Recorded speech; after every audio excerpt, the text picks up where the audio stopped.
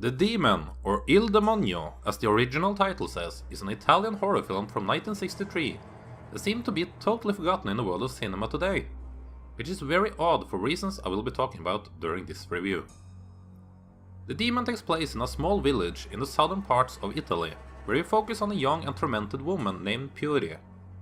She is unable to accept the fact that the love of her life, Antonio, is getting married to another woman, and her obsession towards him is driving her insane and making her become hated by the entire village, including her very own family. She becomes so overtaken by this obsession that her acts make the superstitious people of the village believe that she might be a witch or even possessed by demonic powers. The Demon is not your common horror movie meant to scare or frighten you.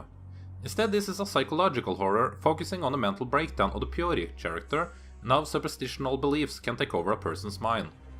There is a lot of themes here that might be hard to get for modern audiences, and hell, I'm not gonna pretend that I understand everything about older Italian culture myself. The film is also supposedly based on a true story, and it is one of the earlier films I can remember to have a warning based on a true story type of intro to it, although I would not be surprised if there has been others before it. Dalia Lavi has to carry the entire movie on her own as Puri, and she does it remarkably well. Puri goes through so much here, and you do feel for the poor girl, even if she is doing questionable things to get attention from a precious Antonio, to the point where she even attempts to put a curse on him. You can feel the loneliness and desperation within Puri, and it's not hard to become fascinated by this lovely girl.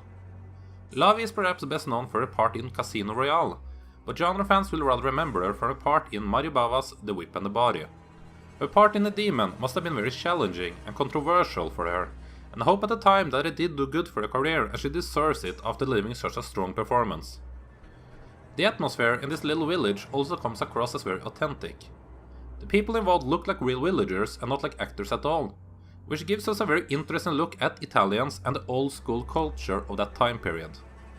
Their superstition makes them believe that there is an evil entity controlling Puri, and that brings us to some of the most interesting scenes of the movie. She actually goes through an exorcism in a church and does a spider walk 10 years before The Exorcist came out. After seeing this film, there are several scenes here that makes me convinced that author William Peter Blatty must have seen this film before writing the Exorcist book. This footage kinda blew my mind, as I've heard nothing about this film at all before seeing it today. I must have either been blind or not noticed it's been mentioned before, or this film is just really forgotten by everyone. And this alone makes this worth seeking out for fans of possession movies and of course also fans of The Exorcist. Oscar-nominated Brunello Rondi is the mastermind behind The Demon. He has been a regular collaborator with Federico Fellini, and a big surprise to me is that this is also the same guy who did the women in prison exploitation film Right in a Women's Prison 10 years later. Now that's quite a big change for a more artsy type of film with social commentary like The Demon. There is also a lot of ways to interpret this movie, and it is a film that would fit well into the Criterion collection.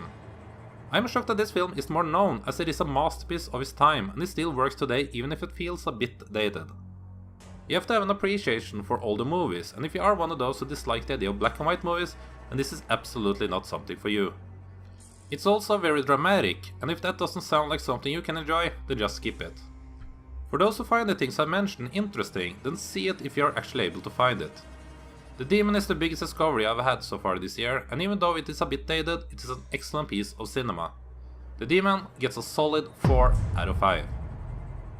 Okay, I can't be the only one that appreciates this film, can I? I would love to hear from others who have also seen it. And have you discovered anything forgotten lately? Spread the word of it in the comment section below, and subscribe for more obscure movie reviews coming to this channel in the near future. Thank you so much for watching.